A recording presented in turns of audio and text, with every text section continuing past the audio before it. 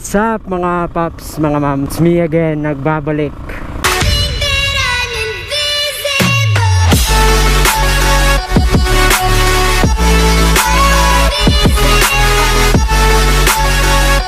Karon guys, I'm going to speak Bisaya.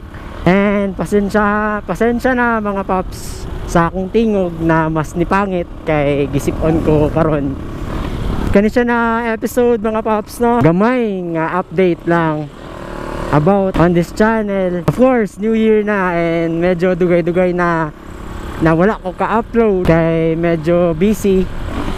So, mga paps, update lang about sa motor nga ginagamit nako and update lang sa mga gears.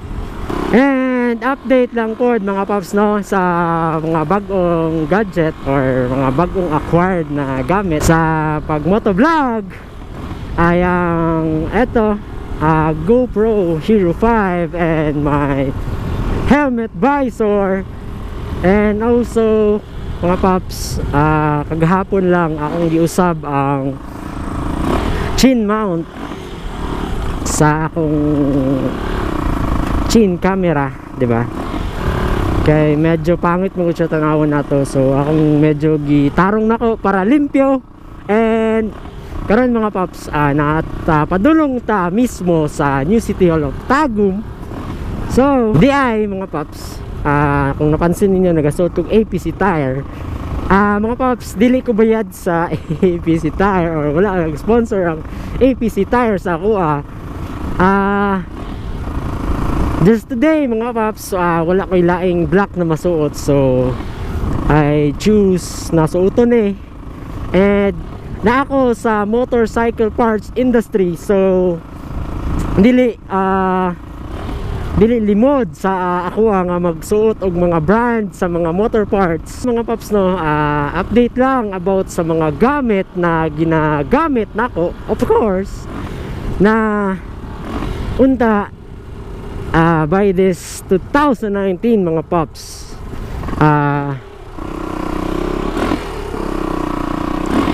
Unta pero ma-maintain ako maka-upload or maka-edit o video. Actually mga pops, no, last way December 2018 daghan akong episode shoot pero kanilaging medyo tapulon tagamay, di ba?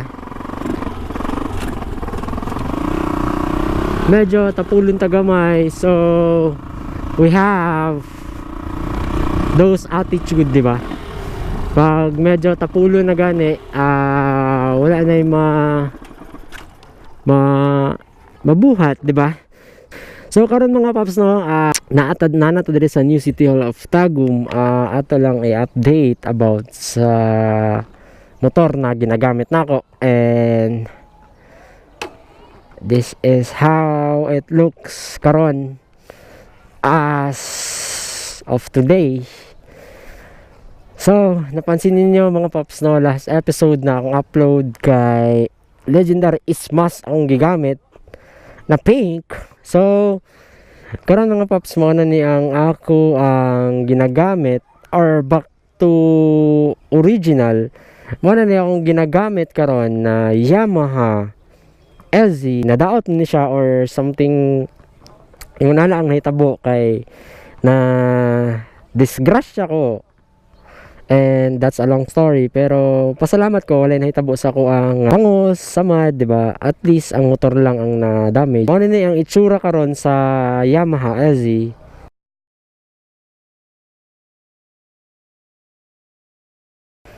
And guys, please, no, kung wala pa mo nakasubscribe sa akong channel, please subscribe guys, please subscribe and like the videos. And kung wala mo kakita sa mga previous na episode, click the description down below. description guys, no, sa description down below. And karon kay update lang man siya na video, dili na nako patason. Okay, update lang man na video and medyo ning balik na pud og dagom. Ang paghahisgutan mga sir, no, mga paps. mga moms kung anong nag-motovlog ko for the 2 years. Everyday ko nag-drive og motor. Mahilig ko sa YouTube and time or a chance na makita na ko ang mga motovloggers sa Manila. So, kaya ko nila and nakauna-una po ko nga nung dili na lang ko mag-motovlog while nagabiyahe ko kay, di ba? At least para safety akong biyahe, at least na ako yung recording sa akong biyahe. And so one thing na malingaw po ko nga dili ko makatugon sa akong biyahe, di ba? O isa pa sa rason mga paps no, kay gusto po na ako i-share ang mga experience na ako sa akong pagbiyahe nga mga lugar nga akong maadtuan and dili sa pa-famous, pero gusto lang po na ako i-share ang beauty sa Tagum o mga bilidad sa mga motorista dire sa Tagum o ipakita kung unsa ang mga Tagumenyos